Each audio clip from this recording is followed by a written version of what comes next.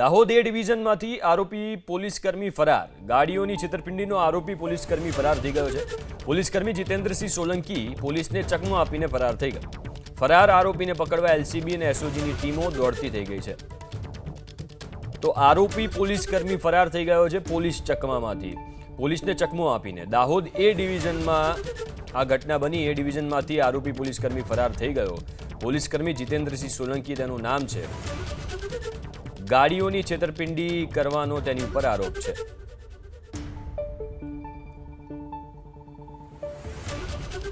તો દાહોદમાં આ ઘટના બની કે જ્યાં એક આરોપી પોલીસકર્મીએ અન્ય પોલીસકર્મીઓને ચકમો આપ્યો અને એમની પકડમાંથી ફરાર થઈ ગયો છે.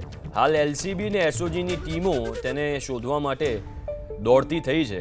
આ પોલીસકર્મીનું નામ છે જીતેન્દ્ર સોલંકી અને તેની ઉપર આરોપ છે ગાડીઓની છેતરપિંડીનો. આ ફરાર પોલીસકર્મી જેને પકડવા માટે પોલીસની ટીમો કાર્યરત થઈ છે.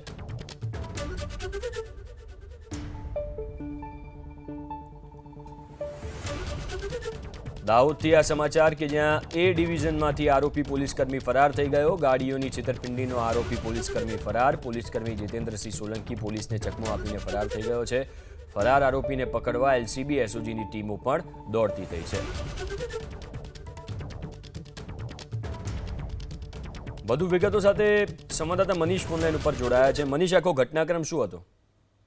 જરૂરથી હાલ તો વાત કરીએ તો જે પોલીસકર્મી છે તે હાલ તો ફરાર થયો છે. ખાસ કરીને કાનપુર પોલીસ મથકમાં તે ફરજ બજાવતા જીતેન્દ્ર સોલંકી કે તેઓ પર ગાડી ભાડે રાખવાને લઈને જે ફરિયાદ નોંધાઈ હતી અને અમદાવાદની ગો વિથ ગ્રુપ નામના જે ટ્રાવેલ્સ કંપની હતી તેઓ પાસેથી ગાડી ભાડે લીધી હતી. ત્યારબાદ તેઓના જે સંચાલકો છે તેઓને શક જતા અહીં તમામ મામલો સામે આવ્યો હતો. તેઓ ફરિયાદ નોંધી હતી. તેમાં 2 ફોર્ચ્યુનર, 2 સ્વિફ્ટ, 1 સ્કોર્પિયો ગાડી કે તેઓ કુલ મળીને 4 ગાડી બારોબાર વેચી નાખી હતી.